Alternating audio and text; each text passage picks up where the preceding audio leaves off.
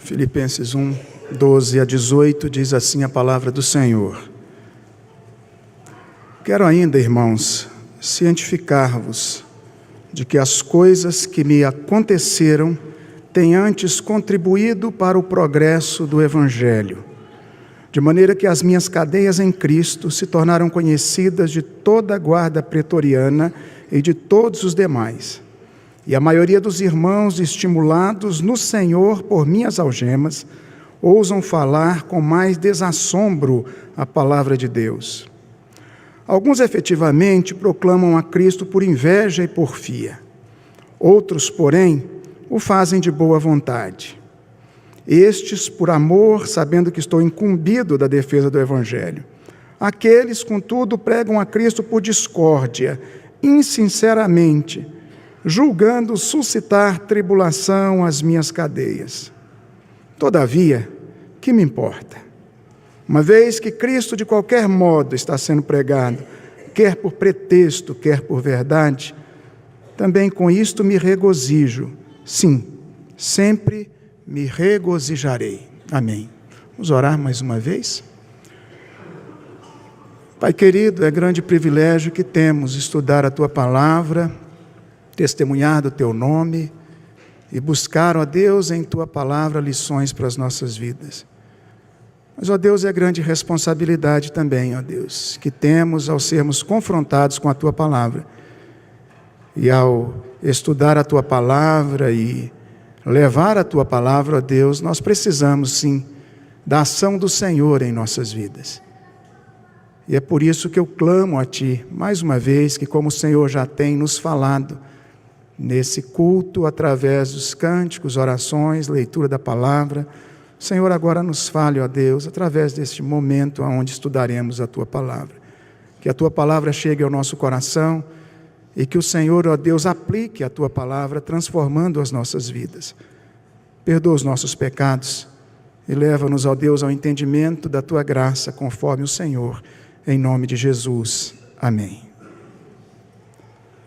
Amados irmãos, quando nós olhamos para a epístola de Paulo aos Filipenses, nós logo observamos o grande amor que Paulo tinha por essa igreja amada. Nós olhamos e conseguimos ver aqui claramente a saudade que ele tinha dos irmãos e a busca de comunhão com eles. Paulo havia fundado a igreja de Filipenses em sua segunda viagem missionária, em torno do ano 51, e cerca de 10 anos depois é que ele escreve esta epístola. Nós percebemos que nem os sofrimentos e nem o que Paulo estava vivendo naquele momento e nem a distância o impedia de trazer os seus sentimentos de saudade àquele povo e de demonstrar o seu amor, a sua fidelidade a Deus e o incentivo que ele traz a esses irmãos no que diz respeito à vida cristã. Paulo não só escreve esta carta para agradecer aos irmãos, mas também para estimulá-los na sua vida cristã. Para entender o contexto desse texto que vamos estudar, nós precisamos entender que circunstâncias Paulo estava vivendo, qual é o contexto, esta relação dele com a igreja de Filipos e o que de fato ele quer trazer nesse bloco. Paulo estava preso em Roma, e é bom lembrar que era injustamente preso por pregar o Evangelho. Alguns comentaristas falam que ele poderia estar em Cesareia ou mesmo em Éfeso. Mas entendemos por alguns argumentos, daqui a pouco vamos falar sobre isso, que ele estava realmente em Roma. O local não é o mais importante, como é importante aquilo que o apóstolo deixou escrito para aquela igreja e para nós nos dias de hoje. Ele já estivera preso até mesmo na cidade de Filipos, Quando nós olhamos para Atos 16, 23, nós encontramos isso. Ele esteve preso em Cesareia, em Jerusalém, Atos 21, 27, 23, 31. Agora entendemos que ele estava em outra prisão, possivelmente Roma, onde ele fica por cerca de 2 anos, uma prisão domiciliar, onde ele poderia dali receber também pessoas, mas ele estava sendo vigiado constantemente. Dali ele escreve as epístolas aos Efésios, aos Colossenses e também a carta a Filemon. Quando nós falamos em Roma, existe aqui um argumento de que, por citar a guarda pretoriana e também a casa de César, a guarda pretoriana aí no verso 13 do capítulo 1, e os da casa de César, 4, versículo 22, ele estaria falando de Roma, mas essas expressões também eram usadas em outros locais do império. O argumento mais forte para a defesa de que ele estivesse em Roma vem do fato de que, em outras ocasiões de sua prisão, ele apela para César, sendo ele cidadão romano. E aqui, nesse instante, não há esse apelo para César, mesmo tendo sido ameaçado de morte. Era um momento muito difícil na vida do apóstolo. Ele escreve com pelo menos 3 objetivos.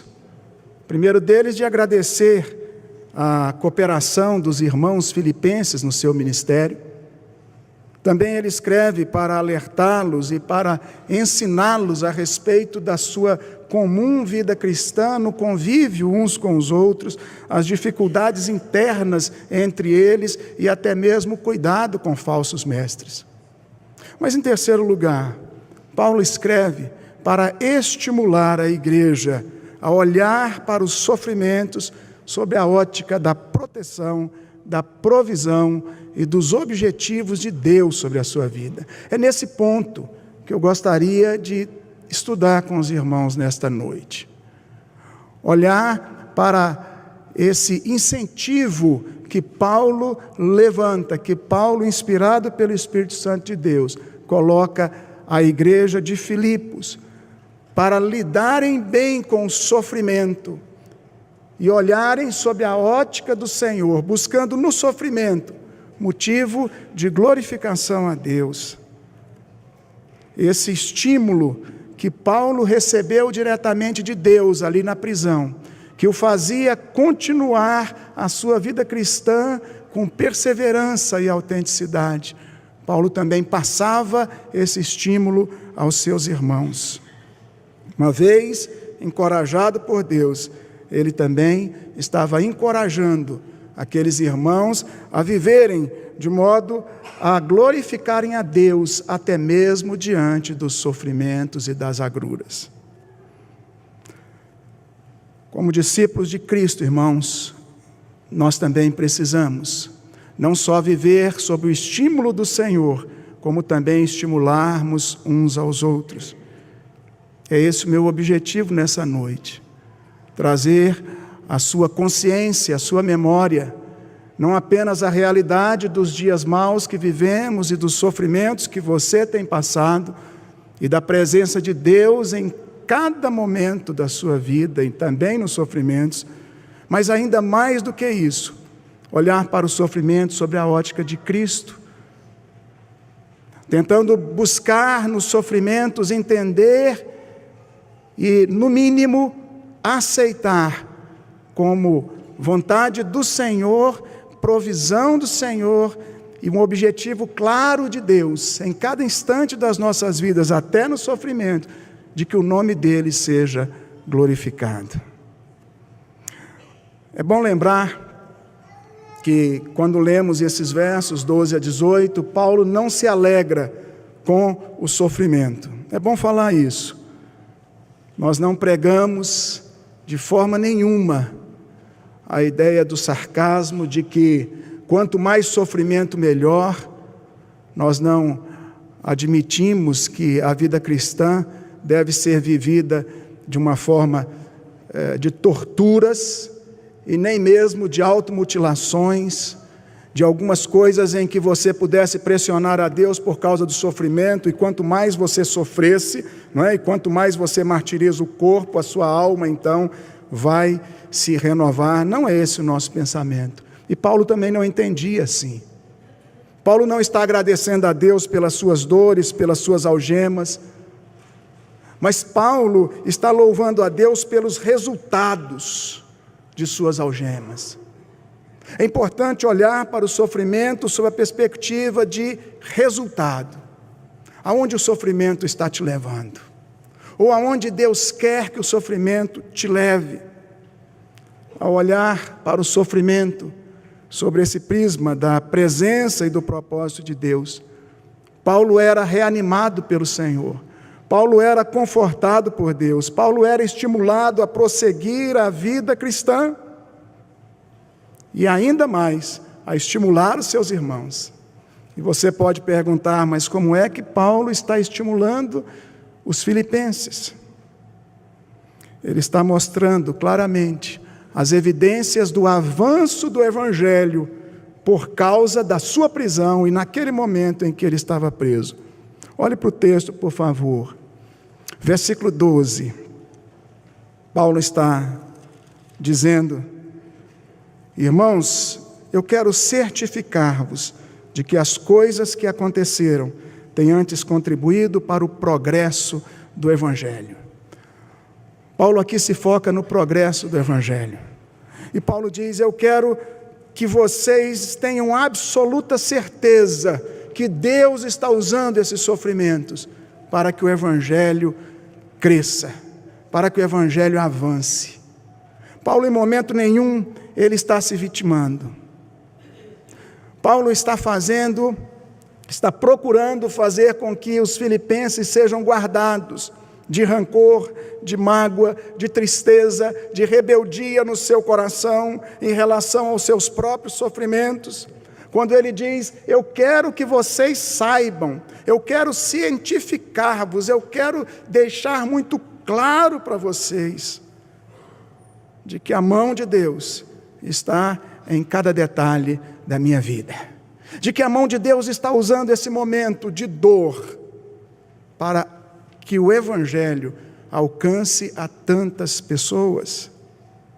Ele faz questão de apresentar aos filipenses não só a perseguição que ele sofria, mas como o Evangelho estava se expandindo, como esse sofrimento estava contribuindo para o avanço do Evangelho e a transformação de vidas. O progresso do Evangelho fica muito evidente quando Paulo diz que está acontecendo o progresso do Evangelho, versículo 12. E por que meios esse Evangelho está crescendo? Pelo menos de 3 formas. O texto continua dizendo que as suas cadeias em Cristo, a sua prisão, injusta prisão, se tornou conhecida de toda a guarda pretoriana. A guarda pretoriana era a guarda imperial. Ela era composta não apenas pelos altos oficiais, mas principalmente pelos oficiais inferiores, administradores civis e militares, muitos deles escravos, e todos aqueles que trabalhavam para o Império Romano. E Paulo diz: todos estes ficaram sabendo das minhas cadeias em Cristo. É interessante que o fato de Paulo estar preso, isso era algo incomum, pelo motivo que ele estava preso. Prender alguém por justa causa é normal, comum, e a sociedade naturalmente vai elogiar. Mas prender alguém porque está falando do Evangelho de Cristo, ensinando as pessoas como devem viver e proceder, anunciando a salvação, e por isso ele estava sendo preso, ou ele estava preso, isso foi motivo de espanto. Naturalmente, a própria prisão de Paulo já trazia aqui uma certa movimentação, no mínimo uma certa curiosidade a respeito do apóstolo, e que mensagem é essa que o faz ficar preso?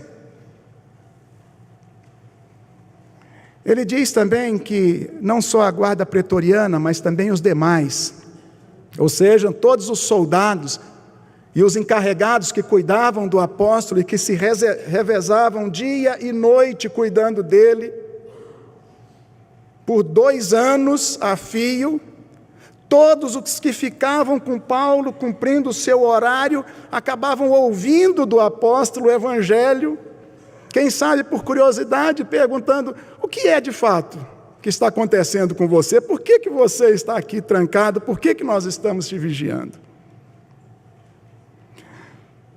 Os demais, Paulo diz, também tiveram conhecimento do meu estado e também receberam o evangelho. Os demais que passavam ali e os demais que vinham também a Roma e que de alguma forma tiveram contato, os demais próximos e os demais de outras regiões. A situação do apóstolo tornou-se conhecida. Ele era mantido em custódia devido à sua lealdade em Cristo. E aí todos sabiam disso.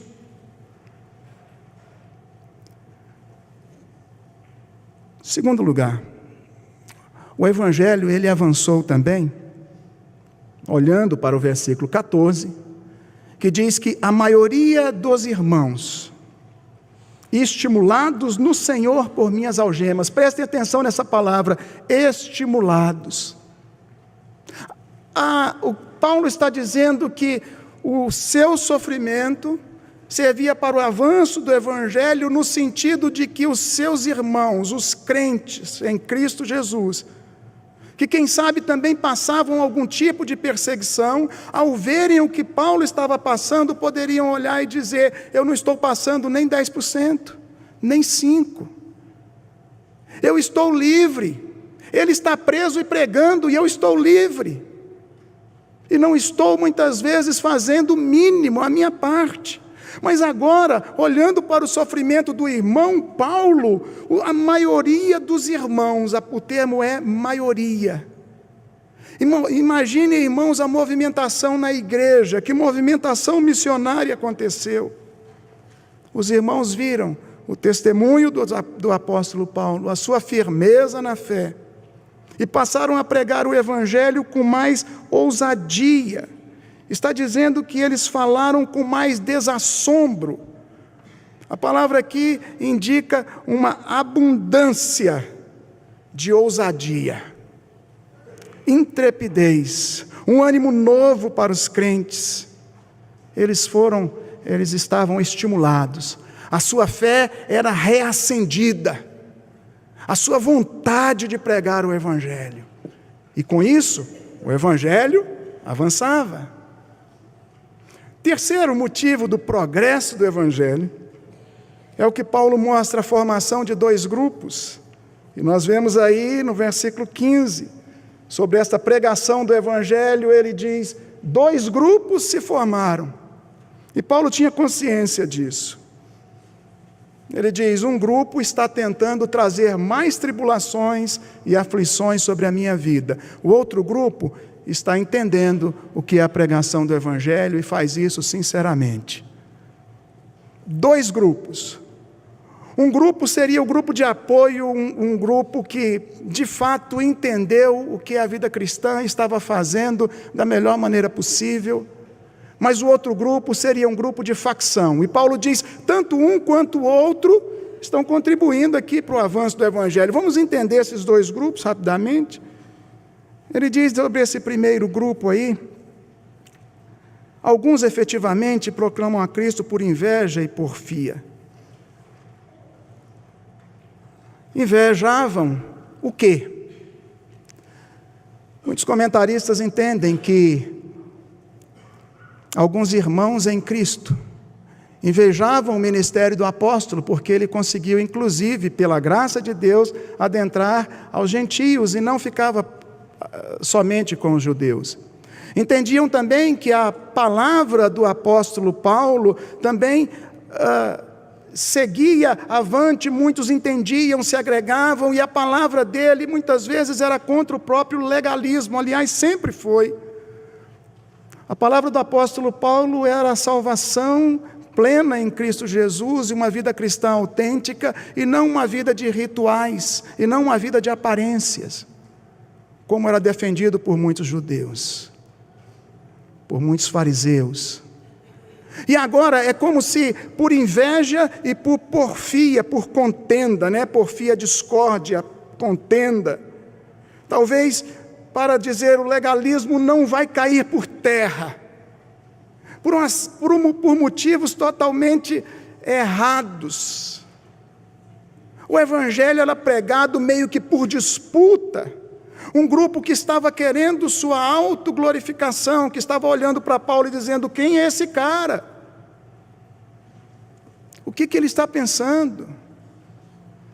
Essa é uma linha de pensamento que interpreta esse grupo que Paulo diz que está pregando a Cristo por inveja e por porfia, tentando trazer tribulações para Paulo, tentando aumentar a pressão sobre ele, as aflições, a preocupação, a intranquilidade. Mas existe outra forma aqui, uma outra forma de interpretar, que aliás é muito coerente e pode naturalmente ter acontecido até sozinha, sem o primeiro grupo, sem a primeira interpretação. É o grupo dos que pregavam a Cristo insinceramente e por inveja, porfia, porque queriam de fato acusar a Paulo. Só que ao acusar Paulo, eles pregavam o evangelho. Engraçado isso, né? Quando iam falar sobre o apóstolo, então tinham que dizer qual era a mensagem que ele estava pregando. Se eles querem acusar, então eles têm que dizer: olha, esse indivíduo, ele está dizendo que Jesus é Senhor, que ele veio, que ele morreu na cruz, que ele salva, que ele perdoa pecados, que ele isso, que ele aquilo outro, que ele... E ele está garantindo que há céu, ele está garantindo que há inferno, ele está dizendo que há chance das pessoas se salvarem dessa forma, se aproximando. Só que enquanto contavam toda essa história, eles estavam pregando o evangelho. O evangelho estava sendo pregado por porfia, por briga, por discórdia. Na tentativa de aumentar a tribulação sobre o apóstolo, o evangelho era anunciado e as pessoas diziam: o quê? É isso? Então vamos averiguar. Quem sabe muitos jovens, estou lembrando dos jovens aqui, os estudiosos da época diziam: não, vamos olhar isso de perto então. Que evangelho é esse? Seja de uma forma, de outra, ou das duas formas, Paulo disse: esse grupo faccioso estava servindo para que o evangelho também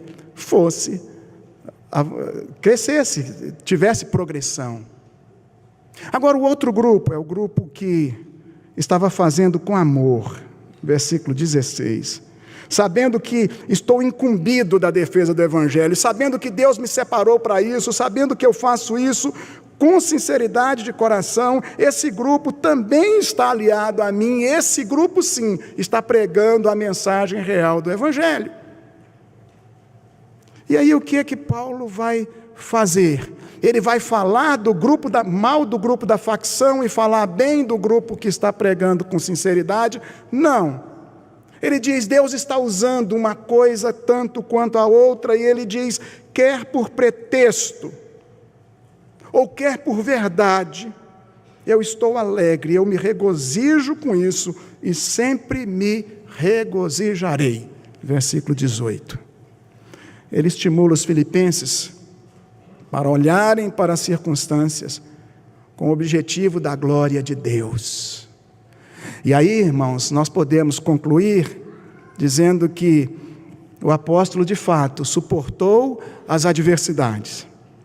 E no momento difícil, nos momentos difíceis de sua vida, ele conseguiu encontrar motivos de gratidão a Deus, em meio às suas lutas, aos seus sofrimentos. Ele encontrou a possibilidade de glorificar a Deus em cada segundo da sua vida, em meio às circunstâncias adversas, em meio a todas as suas limitações por estar preso, e ainda de estimular a esses irmãos a quem ele escrevia. Trouxe alegria a Paulo, e também ele conta essa alegria, esse regozijo, dizendo: eu me regozijarei. Ele testemunha isso aos irmãos de Filipos, mostrando que é necessário ter uma vida autêntica aos pés do Senhor. O Espírito Santo que inspirou Paulo a essa experiência e a escrever essas palavras, ele escreve, eu tenho certeza que Deus cumpriu o propósito na vida dos irmãos filipenses que receberam essa palavra. Mas essa palavra também é para nós, está aqui nas Escrituras Sagradas, e nós precisamos recebê-la também como a palavra de Deus hoje ao nosso coração, aonde a palavra então nos traz a necessidade de buscarmos o ânimo em Deus todos os dias. Quem é que não passa por momentos de desânimo?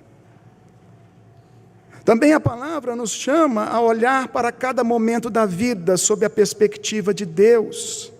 A palavra nos chama a visar sempre a glorificação do Senhor e o avanço do Evangelho na nossa vida. A sua vida tem contribuído para o avanço do Evangelho, mesmo os seus momentos mais tristes? A palavra nos chama a ser um estimulador dos outros. É isso que a Bíblia nos chama, a mim e a você. A pergunta que eu faço é: como é que você tem reagido? Como cada um de nós tem reagido diante das dificuldades, diante das perseguições, diante das limitações que muitas vezes chegam a nós? Como é que você reage? Você diz: realmente eu estou preso, realmente me aconteceram algumas coisas, realmente eu estou sendo injustiçado e eu vou ficar calado, o Evangelho não vai ser pregado e Deus não está usando nada absolutamente dessa fase da minha vida, desse momento, para trabalhar nem na minha vida, nem na vida de ninguém. Seria assim que você reage? É interessante que a forma como você vê a situação, você acaba trazendo ao seu coração paz ou rebeldia. Mas mais do que isso, a forma como você faz a leitura do seu sofrimento e da sua realidade, você também apresenta às pessoas que estão à sua volta. E aí, eu e você podemos ser um estimulador ou um desanimador das pessoas que estão à nossa volta. Se você se faz de coitadinho, você vai estimular as pessoas também a se juntarem a você e dizerem: você realmente é um coitadinho. Você tem sido um encorajador ou um desanimador das pessoas com as quais você convive, seja no seu lar, no trabalho, na igreja, nos meios sociais, na faculdade? Você as leva a olhar para Cristo ou olhar para as suas limitações?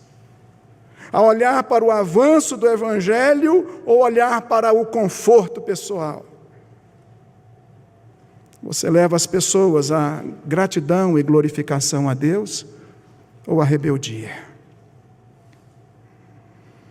Eu termino deixando 4 aplicações. Primeira delas: considere a disciplina de Deus, mas também considere o amor, considere a compaixão e considere a misericórdia dele. Você pode estar passando algum momento difícil, ou já tenha passado, e se você não está passando, certamente ainda vai passar por momentos difíceis na vida.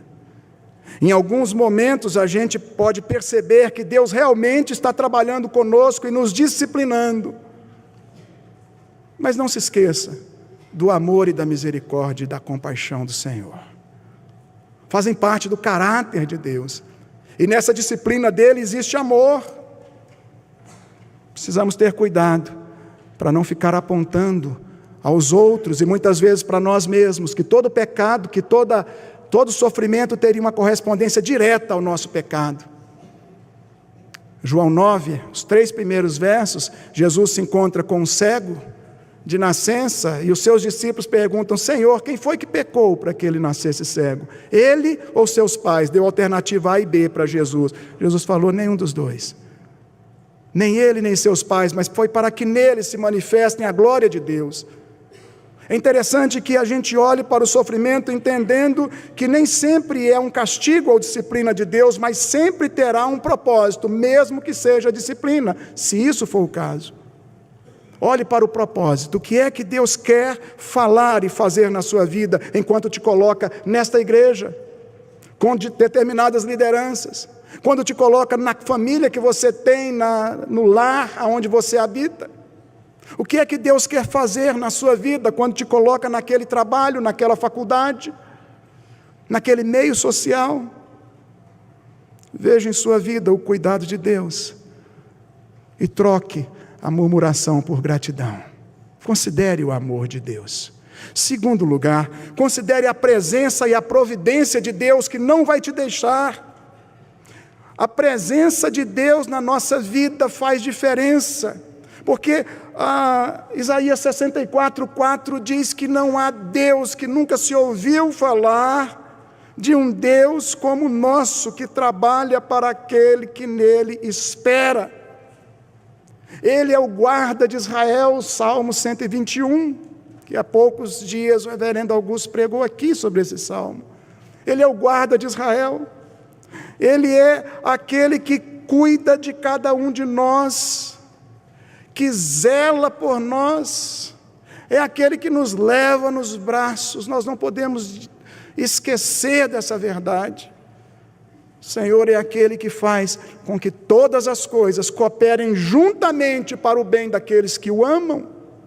Romanos 8. Considere a providência de Deus. Terceiro lugar, considere o poder de Deus de reverter a maldade em benefício.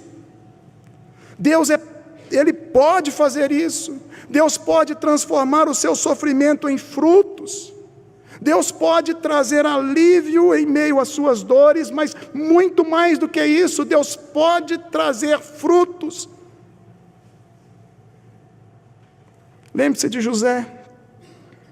José foi um homem que entendeu isso. Gênesis 45, versículo 4 e 5, José olha para os seus irmãos depois de ter sido vendido pelos irmãos e tantas atrocidades ali, tantas coisas ruins, tantos pensamentos maus que os irmãos tiveram a respeito dele, de cometerem aquele ato, e José chega um dia a se encontrar com seus irmãos 20 anos depois e diz: Deus me enviou adiante de vós, Deus me enviou. Você consegue entender que Deus está à frente? Mesmo com relação ao que as pessoas fazem ou o que o sistema pode fazer contra você, Deus está à frente de todas as coisas. E José disse: para o bem foi que Deus me enviou adiante de vós. O mal que vocês intentaram, Deus transformou em bem. Creia nisso, creia que Deus pode reverter e que Deus pode usar esse momento difícil seu para trazer grande benefício sobre a sua vida. Em último lugar, seja um encorajador das pessoas a glorificarem a Deus. Encorajem outras pessoas, façam como Paulo fez. Comece identificando coisas boas acontecendo ao seu redor, mesmo que você esteja vivendo em meio a muitas dificuldades. Comece a observar o que é que Deus está fazendo brotar. Passe a partir daí a ajudar outros a olharem também para o sofrimento sob a perspectiva de Deus. Eu não tenho dúvida, irmãos, que Deus deseja que cada um de nós, seus servos, seja um instrumento dele para estimular a outros, para consolar os abatidos, para fortalecer os desanimados, para estender a mão àquele que está necessitado de ajuda, para estender o ombro amigo, para levantar a voz e admoestar e consolar e animar. Deus precisa a igreja do Senhor Jesus, não é? Vamos colocar assim, precisa de homens e mulheres que sejam encorajadores. E nós vamos ser assim, somente na graça do Senhor. Que Deus assim nos abençoe. Vamos orar mesmo assentados, como estamos. Depois da oração, convido o reverendo Milton para ministrar a ceia do Senhor. Pai querido, o Senhor conhece cada um de nós, os nossos corações, as nossas vidas. O Senhor sabe dos nossos sofrimentos. Sofrimento esses, ó Deus, nem sempre causados pelas pessoas, mas muitas vezes por nós mesmos. Ó Deus, o Senhor está à frente de todas as coisas. O Senhor conhece a nossa maldade, mas o Senhor também conhece a sinceridade de cada coração. E assim, ó Deus, eu suplico ao Senhor, que o Senhor alivie as dores daqueles que porventura estejam agora com seu coração ardendo, sofrendo, angustiados. Que o teu consolo, ó Deus, que a tua mão poderosa acolha a cada um, trazendo-os, ó Deus, à tua presença e abrindo os olhos, ó Deus, do seu entendimento, para perceberem a tua presença ali e o propósito abençoador do Senhor em cada instante de suas vidas. Faze assim com cada um de nós e nos ajude a sermos estimuladores, ó Deus, uns dos outros. E como vimos, ó Deus, na tua palavra, apóstolo Paulo foi um instrumento do Senhor. Que cada um de nós seja um instrumento do Senhor, mesmo em meio a tantas limitações, em tantas dificuldades, as mais diversas. Que o Senhor não nos deixe, ó Deus, ficar sem frutificarmos no teu reino.